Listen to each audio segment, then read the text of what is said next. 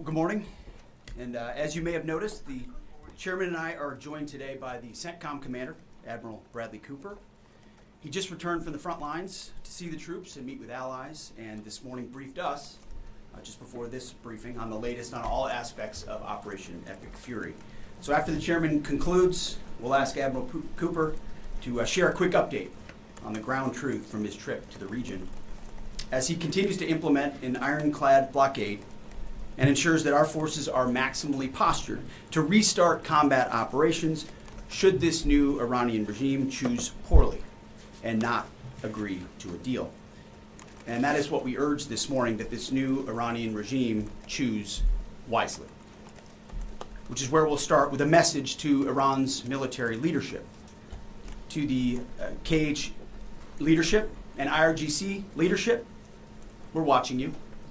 Our capabilities are not the same, our military and yours. Remember, this is not a fair fight. And we know what military assets you are moving and where you are moving them to. While you are digging out, which is exactly what you're doing, digging out of bombed out and devastated facilities, we are only getting stronger. You are digging out your remaining launchers and missiles with no ability to replace them. You have no defense industry, no ability to replenish your offensive or defensive capabilities. You only have what you have. You know that, and we know that. You can move things around, but you can't actually rebuild. You can dig out for now, but you can't reconstitute. But we can. We are reloading with more power than ever before, and better intelligence.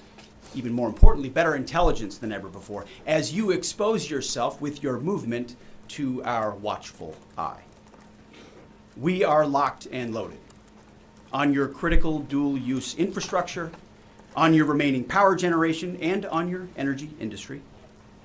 We'd rather not have to do it, but we're ready to go at the command of our president and at the push of a button. This blockade, which the chairman will detail this morning, is the polite way that this can go. Your energy is not moving and will not move, and we can do this all day. But it's not destroyed yet. Your energy industry is not destroyed yet. You like to say publicly, Iran, that you control the Strait of Hormuz, but you don't have a navy or real domain awareness.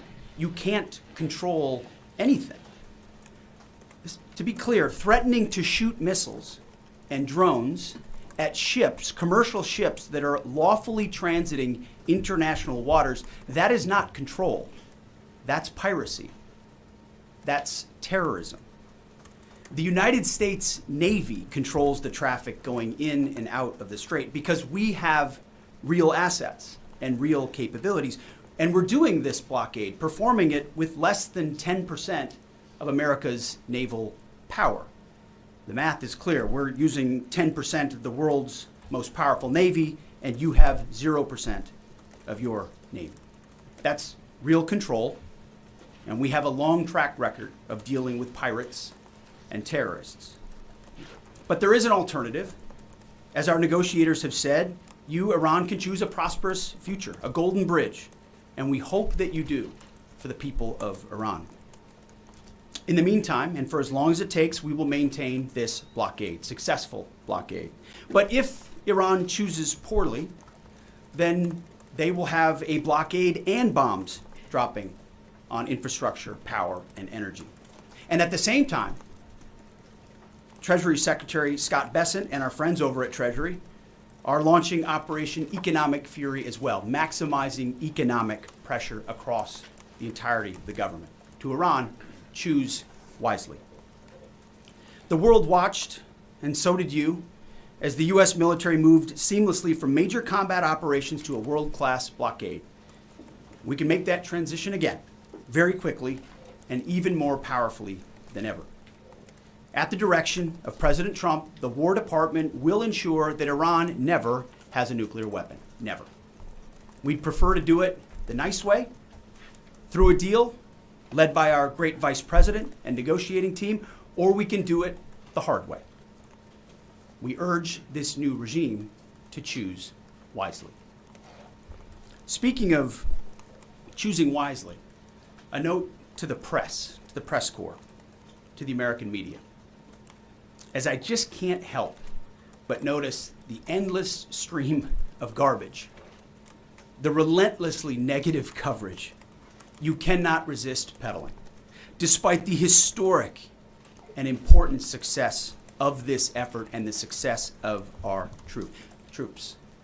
Sometimes it's hard to figure out what side some of you are actually on. It's incredibly unpatriotic. This same press corps, not this exact same press corps, but at least an older press corps, bent over backwards during the Biden administration to explain away the disastrous and disgraceful Afghanistan withdrawal. You called it the greatest airlift in American history. It's almost like you're cheering only for one side. This past Sunday, I was sitting in church with my family, and our minister preached from the book of Mark, the 3rd chapter. And in the passage, Jesus entered a synagogue and healed a man with a withered hand. The Pharisees came to watch. And as the scripture reads, they came to see whether Jesus, would heal him, or he would heal him on the Sabbath, so that they might accuse him. You see, the Pharisees, the so-called and self-appointed elites of their time, they were there to witness, to write everything down, to report. But their hearts were hardened. Even though they witnessed a literal miracle, it didn't matter. They were only there to explain away the goodness in pursuit of their agenda. As the passage ends, the Pharisees went out and immediately held counsel against him, how to destroy him. I sat there in church and I thought, our press are just like these Pharisees. Not all of you, but the legacy Trump-hating press. Your politically motivated animus for President Trump nearly completely blinds you from the brilliance of our American warriors.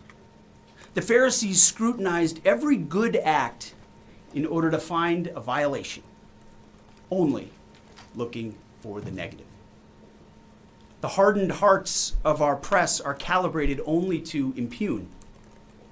I would ask you to open your eyes to the goodness, the historic success of our troops, the courage of this president, and this historic moment for a deal that could end the Iranian nuclear threat, the incredible battlefield victory laid before your eyes, the not one, but 2 incredible rescue missions, miracles, you might say, or a locked-in blockade. Or how about historic recruiting numbers?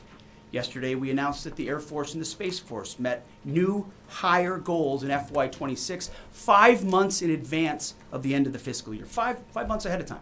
The Marine Corps and the Army will soon do the same. 2-3 years ago, we couldn't meet lower recruiting numbers, not even close. Where are the reports on that? Where's the coverage of the new spirit in the country, the new spirit in the ranks, the surge of Americans wanting to join the greatest military in the world? Nothing from the fake news. We sense a pattern. You see, on the battlefield, these are demonstrations of uniquely American capabilities, strength and resolve. It's all around you each and every day. But in the press, you only seek the negative, earning each and every day the fake news label. But the American people, with goodness in their hearts, see past the Pharisees in our press. They see the goodness. You watching, you see the goodness. They see the success. They see the reality. And they don't demand perfection, and perfection is not possible on any battlefield. But they see the incredible feats that our troops accomplish every single day. So to those troops, stay focused, block out the noise, stay aggressive. You are showing the world what it means to be an American warrior. You are making this building and the American people proud. We pray for you every day, and we have your back in every way. And to Iran, choose wisely. I pray you choose a deal which is within your grasp for the betterment of your people, and for the betterment of the world. In the meantime, the War Department is locked and loaded. Mr. Chairman, over to you. Thank you, Mr. Secretary, and good morning, ladies and gentlemen. Thank you for being here today. Last week, the President of the United States directed a ceasefire that temporarily paused major combat operations in Iran.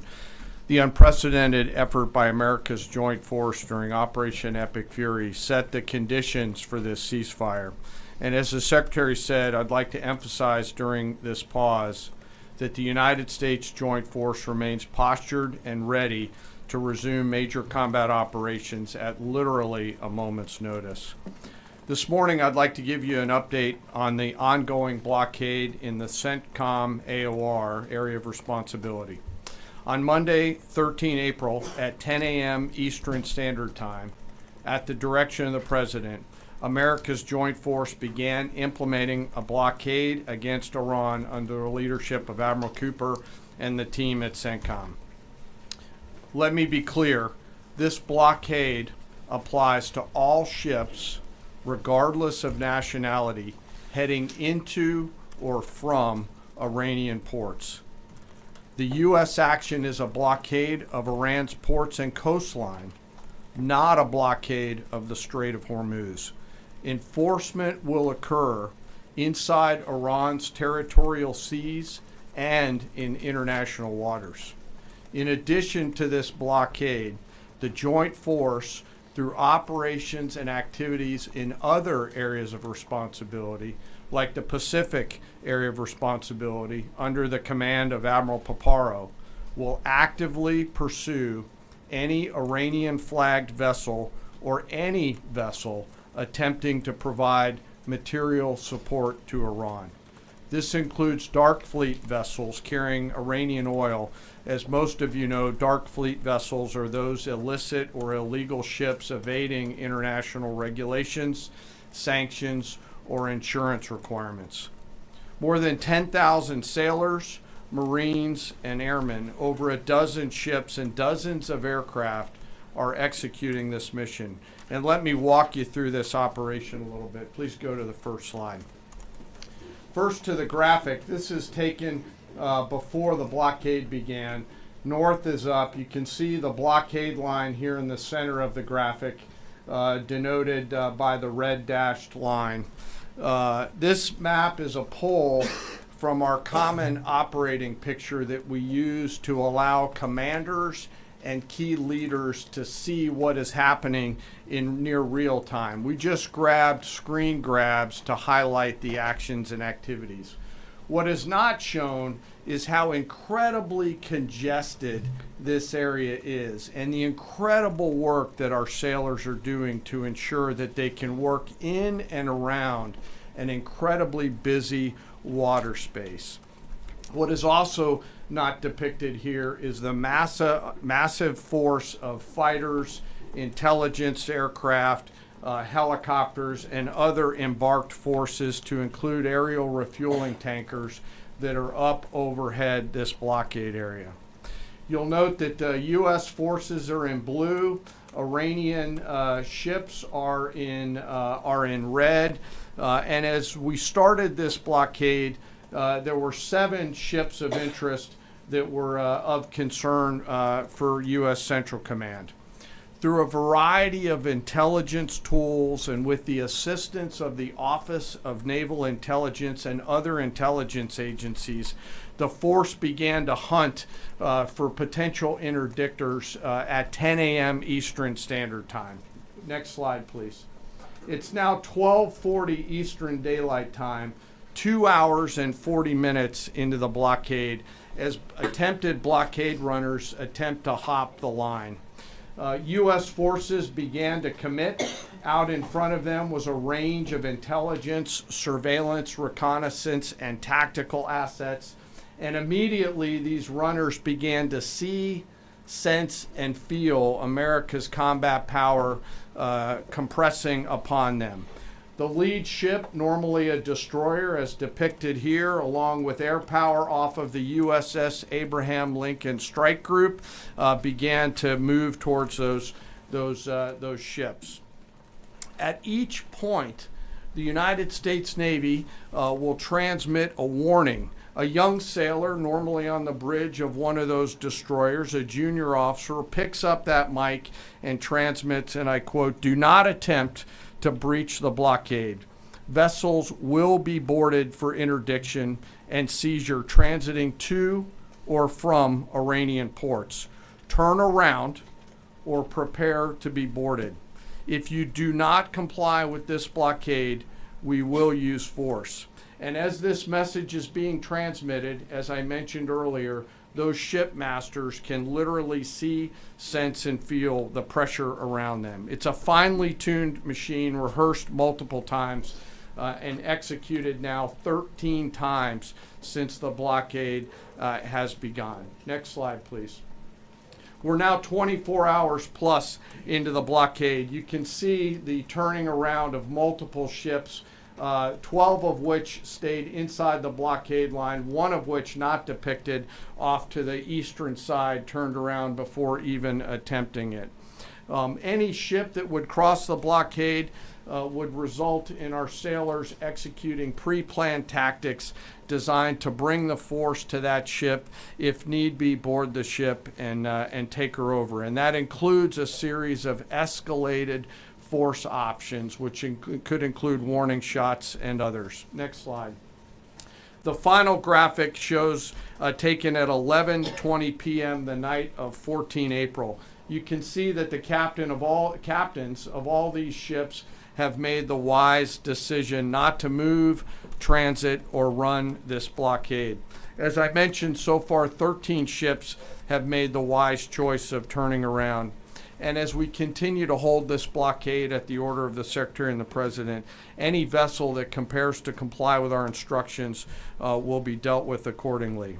As of this morning, U.S. Central Command has not been required to board any particular ships.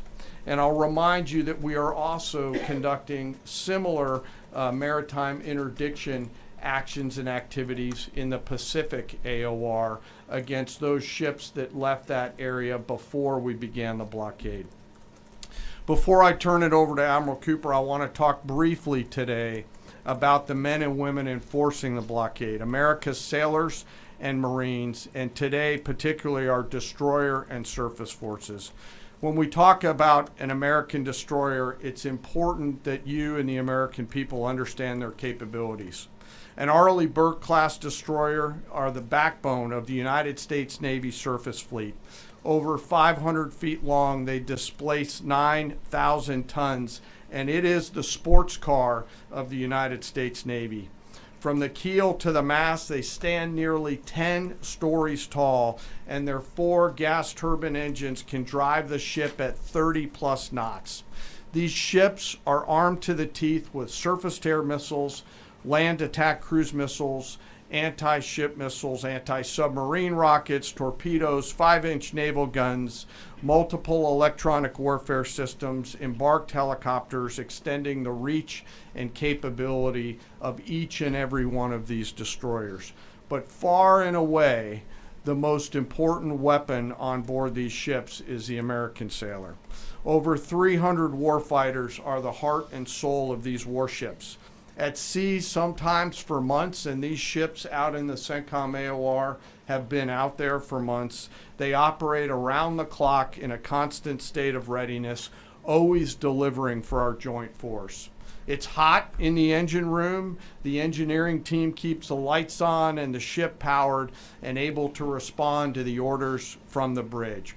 On that bridge, our sailors maintain a constant watch, maneuvering the ship tactically and safely through always congested water space. And there is a lot out there. It is like driving a sports car through a supermarket parking lot on a payday weekend with thousands of kids in that parking lot as you attempt to maneuver through there to get to that ship that would attempt to run that blockade. Down in the Combat Information Center, the CIC, the Tactical Warfare Center of the ship, that is where the decisions are made. As threats appear, these young sailors are making real-time decisions on how to identify these threats and handle them, and they always deliver. These ships are run by the youngest sailors in our surface warfare Navy.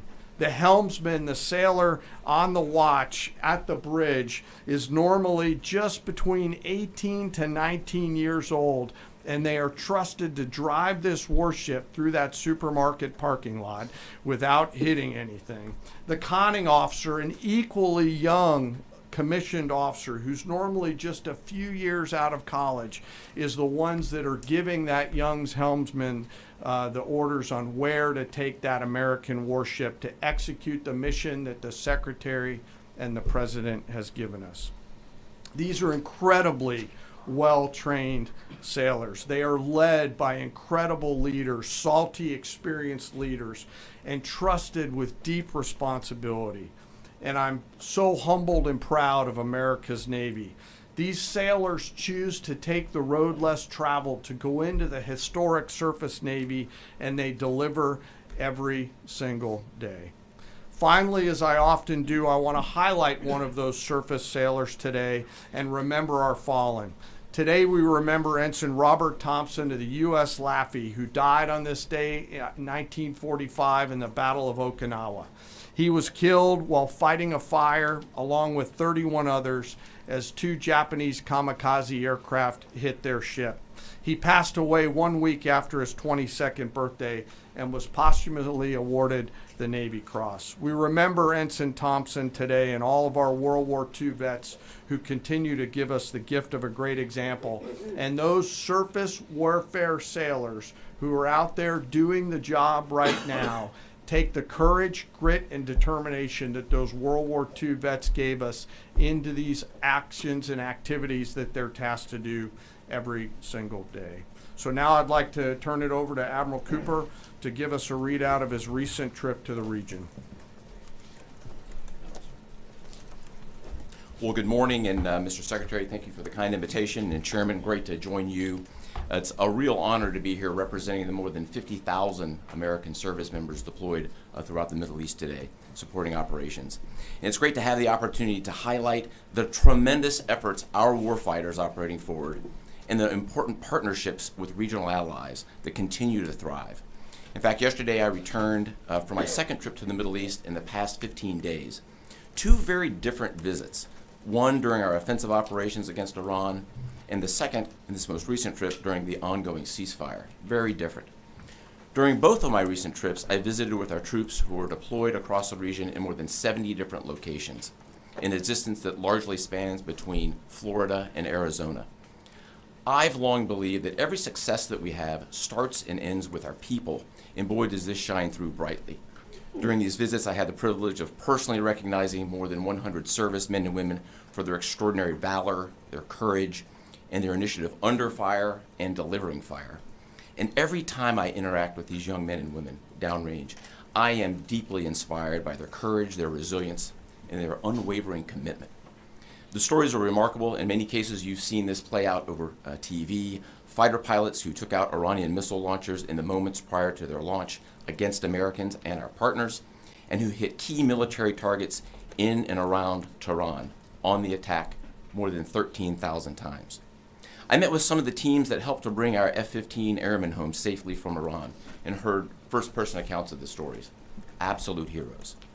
I spent time with our troops who are employing cutting-edge tactics and technology for the first time in warfare. I won't be able to talk about what those are, but these young men and women are breaking new ground. It's incredibly inspiring. I met with teams who launched our own one-way attack drones into Iran. These were originally Iranian-designed drones. We brought them back to America, took the guts out, put a Made American stamp on them, and fired them right back to Iran. Very effective. I met with teams who are employing AI every single day to help us sift through vast amounts of information to help us make decisions faster. And importantly, humans are always in the loop in this process. I met with our Space Force teams and our cyber specialists, whose work cannot be discussed, but who serve with indispensable impact. I met with our logisticians and sustainers all over the region. There is just no military that executes logistics like the U.S. military. This group is doing exceptional work, moving thousands of tons every single day. I met with our air defenders who shot down Iranian ballistic missiles.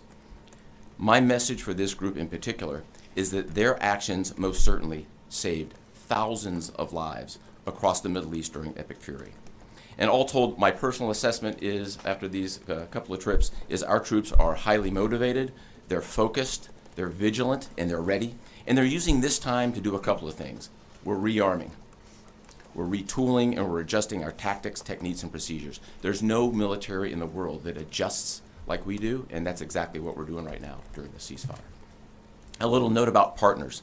My discussion with regional allies and partners, both at the senior civilian level and the senior military level, reinforced our shared commitment to regional security. But beyond that, having now fought together, side by side, I assess that our military partnerships are stronger than ever as we continue to maintain a very active defense posture across the region during this ceasefire.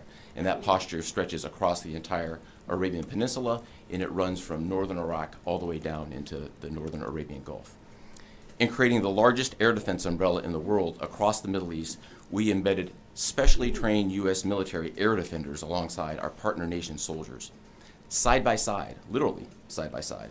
And to give you a sense of their contribution and impact, the King and Crown Prince of Bahrain both personally knew our soldiers by name. These leaders expressed appreciation for our service member who continue to stand shoulder to shoulder with our partners in support of regional defense. And this is a sentiment that is widely shared across every Gulf ally. I heard this message over and over again, which is, we stand with you. As the Secretary and the Chairman have said, Bahrain, UAE, Saudi Arabia, Qatar, Kuwait, and Jordan have been exceptional teammates. I had a chance to meet with both their senior leadership as well as their troops.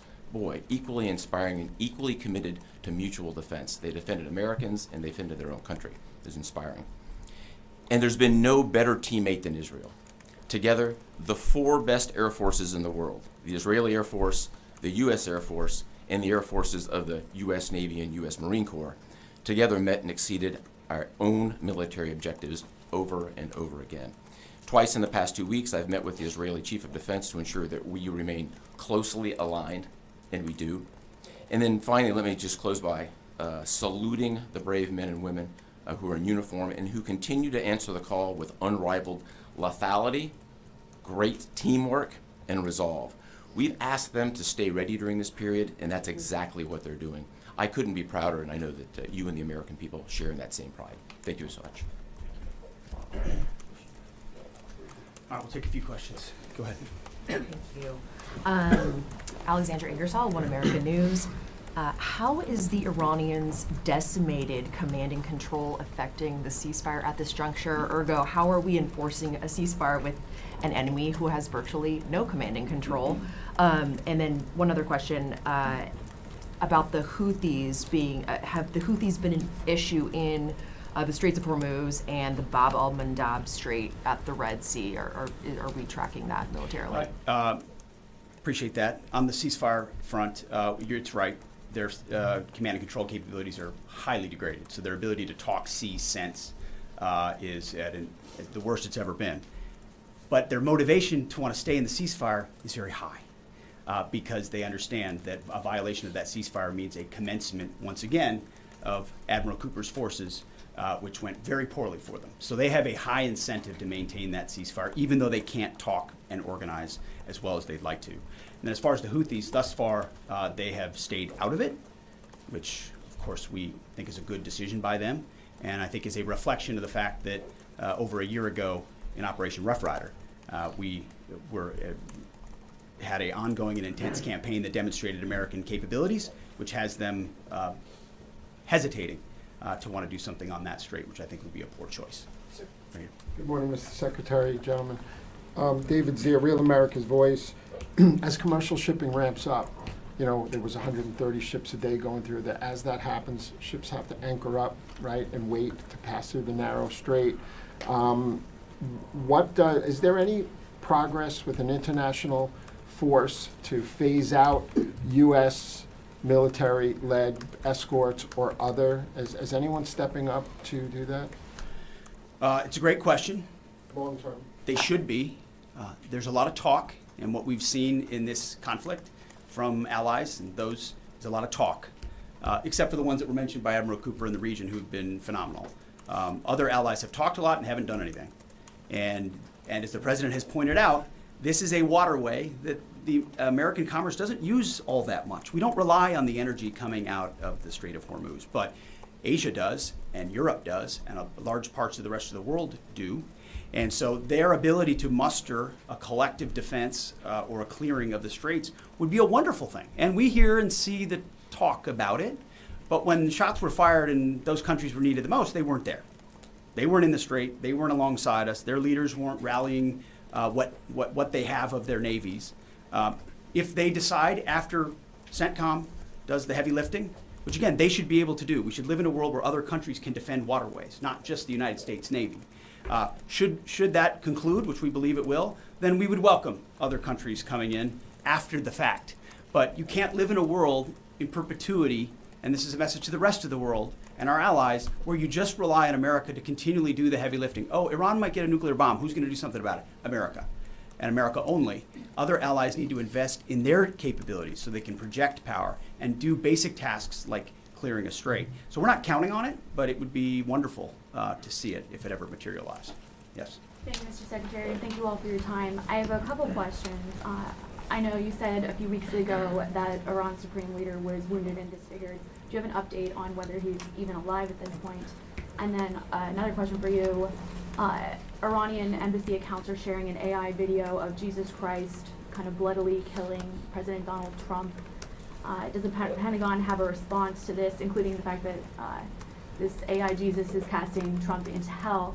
And then finally, for Admiral Cooper, could you speak to us about the morale of the American service members that you're seeing in the Middle East? I think Americans are really interested in what their experiences and testimonies are like. As far as the status of the individual you mentioned, I believe it's the same. Not a lot coming from him right now, understandably so, a lot of fear. Believed to be alive, wounded, and disfigured. Status remains the same. As far as a video like that, of course, that's disgusting and detached from reality.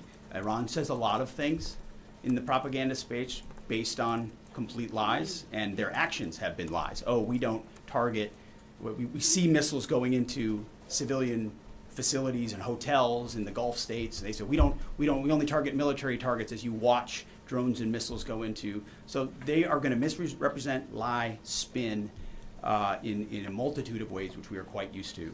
Ultimately, they need to come to the table and make a deal. And I'll hand it over to Admiral Cooper, please. Yeah, I would just reiterate my previous comment. Morale is very high. And anyone in the military can take about 2 seconds to figure out what morale looks like by meeting around it with the people. And it is crystal clear. These are motivated young men and women. I had the wonderful privilege of writing a letter early on in the operation to the team forward. And I told them this was going to be a mission of extreme consequence. And serving at a time where you are making a difference, consequential, as the Secretary and the Chairman have described over and over again, is incredibly and deeply meaningful. And I think that's the key part of the drive, as well as being great teammates across the board. It's a privilege to watch. Jerry. Thank you. Jerry Dunleavy with Just the News. I have a couple of questions. First is some critics of the Trump administration policy, including former NCTC Director Joe Kent, have attempted to claim that the Trump administration's policy of zero enrichment for the Iranians is not actually President Trump's policy, but was foisted upon him by the Israelis. Looking back, doing a bit of a refresher for myself, I saw that zero enrichment was the Trump State Department's policy in the first admin. Let me just stop for a second. As someone who, unlike the individual you referenced, is in the presence of the president nearly every day and has been inside every single key meeting that has happened surrounding the idea of Operation Epic Fury, not a single thing has been foisted upon the President of the United States. President Trump makes his own decisions about the interests of this country and defending our interests, and then working with allies and partners, in this case, Israel, who's got a lot of will and a lot of capabilities, which we're grateful for. Nothing gets foisted on President Trump. So those people who are not in those meetings who like to say things about that are just flat wrong. I have a quick one for Admiral Cooper, if that's Sure. okay. Thank you, sir, and thank you for being here. So during Operation Epic Fury, 13 U.S. service members have lost their lives, some of them in an apparent aircraft refueling accident, and some of them from Iranian strikes, including a drone strike. I was wondering if you could share a little bit with us about how that those Iranian strikes were able to be successful, and what lessons you've learned, and how you're applying those lessons in the future to make sure that we're able to defend a little bit better against that sort of Sure, thing. a really broad question, but first, we will always honor the fallen, and the 13 who lost their lives really helped steel the resolve and congeal the motivation of the forces that are concerned. I met many people who knew the fallen personally. I met many who were reported as wounded and are back. 90% of those who have been wounded have been back to duty. It gives you a sense of purpose and motivation. We have collected dozens, if not hundreds, of lessons learned. And as we sit here right now, the Joint Force across the board is taking them and very tactically applying them right now, right here, right now. If I think about a football analogy, if it's halftime or between the third and fourth quarter, great teams are always adjusting, and we are certainly a great team, and that's what we're doing right now, taking the lessons and applying them in a meaningful way. What those are, I'm not going to talk about. I'll say they extend also outside of CENTCOM and across the rest of the Joint Force. We are a learning organization, so adversaries around the world should recognize that and be aware of that. No doubt. And likewise, I mean, the chairman and I have had the opportunity to greet those 13 and their families at Dover, and it does steel our resolve. And I can just attest to the planning that went into every aspect of this, and force protection, ensuring that CENTCOM has whatever it needs and that they're taking the proper posture has always been number one in this effort. Last question. Thank you, Secretary Hegseth. There's reporting that says U.S. intelligence indicates China is preparing weapons shipments to Iran during this ceasefire. What's your reaction? Are these reports accurate, and what would be the consequences for the Chinese if they move forward with these shipments? Well, as you know, President Trump has a very strong and direct relationship with President Xi, and they communicated on that, and China has assured us that that indeed is not going to happen, and in the spirit of the meeting they'll have next month. Thank you very much. Is the U.S. planning on military action against Cuba? Navy still, Mr. Secretary. To the Pope, Mr. Secretary. The press conference at the Pentagon held by the US Defense Secretary Pete Hegseth and the General Dan Caine, Chairman of Joint Chiefs of Staff, on the latest on the Iran conflict. Plenty for us to try and dissect. Also, while that was going on, incidentally, there are some lines that have come across through Reuters that the Lebanese embassy in Washington has informed the US administration that Lebanese president would not speak to Israeli prime minister. And that's according to two Lebanese officials. Talks had taken place, of course, in Washington a couple of days ago at ambassadorial level, but anything higher up, it has been quashed, according to two Lebanese officials. Let's get some reaction to what we've just heard, though, in the Pentagon with our US correspondent, David Blevins, who joins us now. David, good to see you. So your reaction to Pete Hegseth's latest press call? I think there are two big headlines, really, from the latest briefing from the Pentagon. Firstly, the United States is urging Iran to choose wisely. You heard Admiral Caine stressing there that the ceasefire could end as quickly as it began if they feel the need to do that. And Pete Hegseth, the man who calls himself Secretary of War here in the United States, says they are locked and loaded. So in many ways, it's kind of gun on the table style of negotiation with the Iranians, a coercive negotiation in an attempt to secure a deal. And the sticking point would appear to be that America continues to call for Iran to say it won't attempt to build a nuclear bomb, something that Iran has committed to several times. And then secondly, they are stressing that it is they who are maintaining this blockade on the Strait of Hormuz, insisting that the Iranians don't have the capability to do so. They say they've already turned back 13 vessels and are warning anyone who seeks to breach that cordon that they would endure the consequences. So in many ways, it's not just a threat to the Iranians, but a threat to anyone else who might be seeking to transport a tanker through the world's busiest oil shipping route. Overall, though, I think the most striking thing from the briefing was the fact that Pete Hegseth continued to speak in very strong religious language, despite the fact that Pope Francis is expressing very deep concern about that. Yeah, and David, talking of which, according to Reuters, in the last few minutes, the UK Archbishop of Canterbury has said that she stands with Pope Leo in his courageous call for a kingdom of peace. She went on to say that we must urge all those entrusted with political authority to pursue every possible peaceful and just means of resolving conflict. I mean, this is another layer to what we're seeing in the Middle East. And I think the head of the Roman Catholic Church will welcome that from the head of the Anglican Church globally. This week began, of course, with President Trump engaging in an unprecedented verbal attack on Pope Leo, describing him as weak and terrible. And then the Pope hitting back.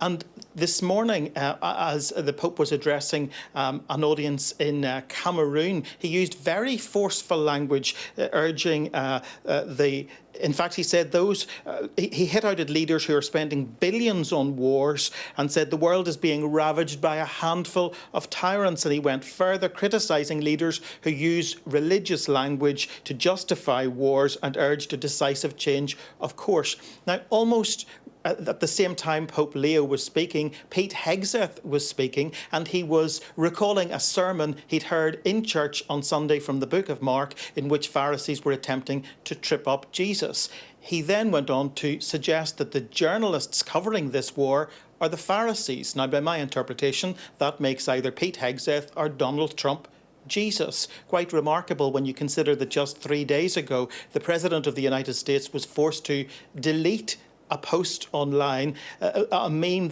in which he appeared to be depicted as Jesus. So this is clearly a holy war of words that's continuing and looks like it's going to do so for quite some time. OK, David, thanks very much indeed, our US correspondent, David Blevins. Much more to come and more reaction as well to what we've just heard from the Pentagon, and the US Defence Secretary Pete Hegseth will be catching up with our military analyst Sean Bell after hearing a series of warnings from the US to Iran on the current situation on the Strait of Hormuz.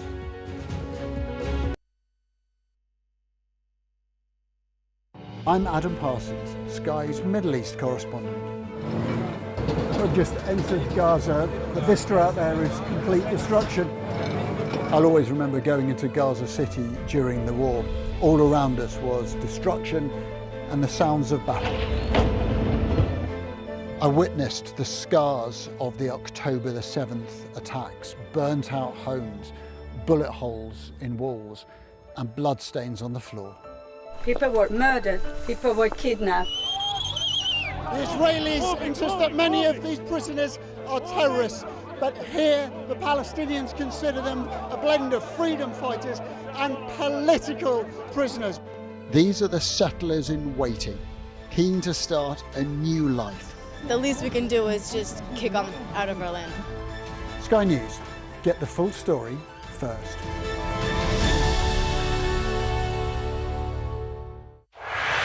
Okay, there's a lot of firing going on. Can you explain to me why? We're journalists, sir.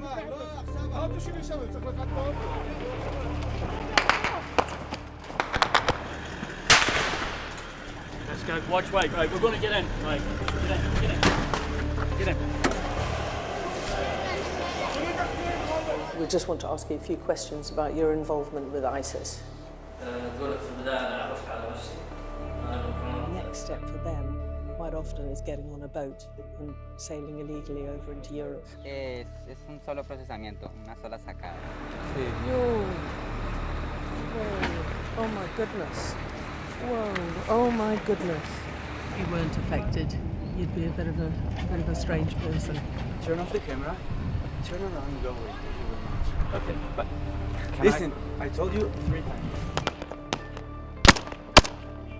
They saw 2 guys, 2 bad people. There's an absolutely packed dinghy. that is what it's like. Sometimes you have to put in an awful lot of hard work.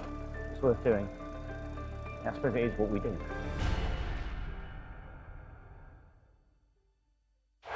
I'm Tom Cheshire, Sky's data and forensics correspondent. We gather, analyse and visualise data to tell data-driven stories.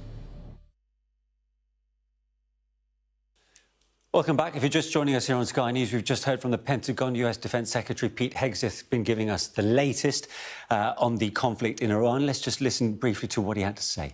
To Iran, choose wisely.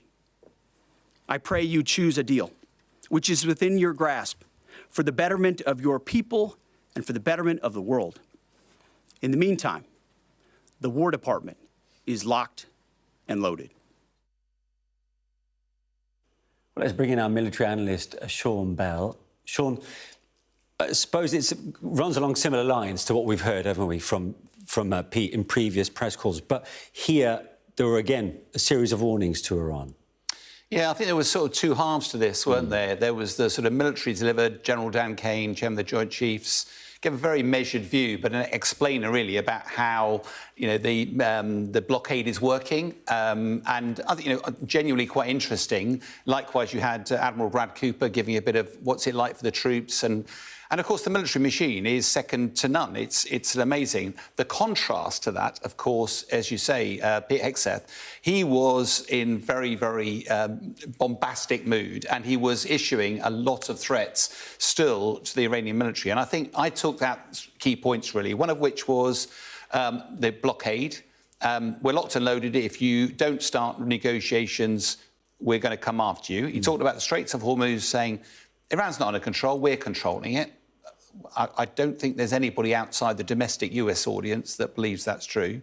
He talked about going after the energy infrastructure. Remember, before the ceasefire, he was threatening that they'd bomb Iran to the dark ages, as it were, against the energy infrastructure. Yeah. And finally, which was quite outstanding, he was having a go at the press. He was literally saying, look, you're not following my messages here. We're the greatest military in the world. And I think the key point for me that comes out of that is that, understandably, Pete Hegseth is very proud of the US military. They've done an amazing job to fulfil their military objectives, but that has not delivered strategic success. And right at the start of this, President Trump said, Iran doesn't have any cards to play. It feels like they have got some leverage now. Yeah, and this is where we're at. It's about talking up who has ultimate control of the Strait of Hormuz.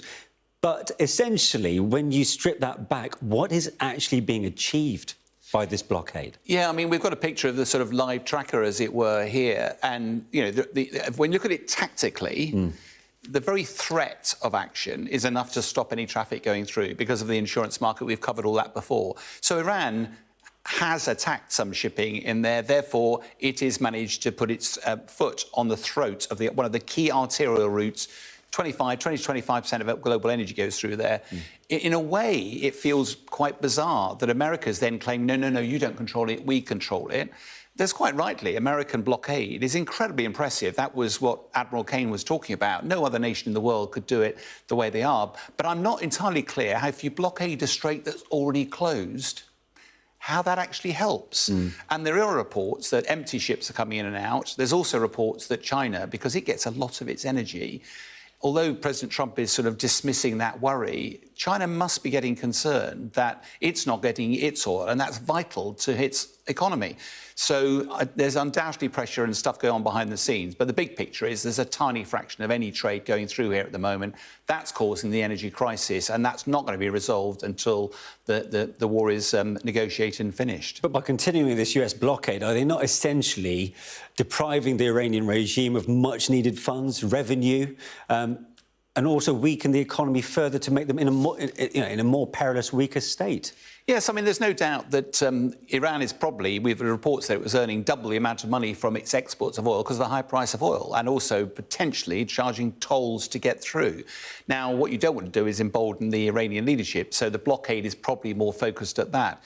Part of the issue here is actually scratch below the surface. There's a lot of tankers that have already made their way before the blockade, before the war started, that are full of oil. Iran had anticipated this might happen, and therefore I've read reports that China's got enough oil to last it till June, July time. Yeah. So the point about this is the timeline is on Iran's side at the moment. It feels like President Trump it does not have time on his hands. It looks like he's positioning threatening rhetoric to position America and trying to position Iran for a resumption of the talks. That there's a lot of talk about maybe they'll starting again on Monday. Ceasefire finishing Wednesday, that's not going to be enough time. Yeah. Will they extend the ceasefire and therefore going at that with sort of gunboat diplomacy with threatening. It hasn't worked so far. It'd be really interesting to see how Iran receives all of this rhetoric. Interesting, no mention of the Lebanon-Israel situation at the minute. And considering the news that we brought just in the last few moments, Lebanon is saying that there are no planned talks with Israel, according to a couple of their officials. So where are we with this latest round of supposed peace talks between the two? The bottom line is probably we don't know. My concern is that some of these talks is a bit of theatre. If you remember, the Israeli campaign into southern Lebanon against Hezbollah doesn't sit comfortably with President Trump calling a ceasefire to try and get some sort of negotiated solution and an off-ramp.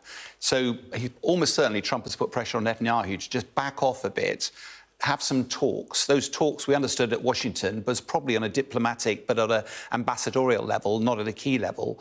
In some respects, I can understand why Lebanon doesn't want to get involved in the talks, because actually Lebanon isn't the problem. The problem is Hezbollah.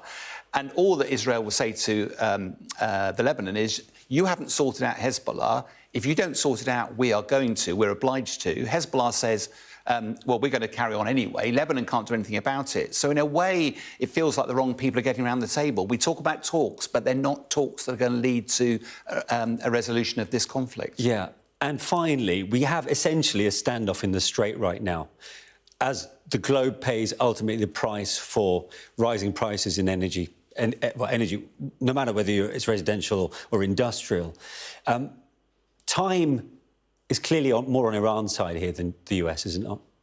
No, you're absolutely right. And if you remember, before the war started, the Strait of Hormuz wasn't even an issue. It wasn't on the list of priorities at all. I mean, the core question here is America went in with the core of stopping Iran getting a nuclear weapon, stopping it delivering those nuclear weapons, ballistic missiles, and stopping it being a threat to its neighbours. That military campaign, conducted ruthless efficiency by one of the best militaries in the world, has been devastating. But it hasn't delivered the outcomes that America wants. And although President Trump said Iran doesn't have any cards in negotiation, therefore we're going to bludgeon it into submission, it doesn't feel like Iran's on the verge of surrender. And it certainly feels that Iran has now got more leverage, more cards than ever had before, potentially even a winning hand. That sounds like heresy, but the harsh reality is a reading of it at the moment. Trump needs out. Iran is still standing and is controlling the Strait. OK. Sean, thanks very much indeed. Military analyst Sean Bell. We'll hear more from him a little later.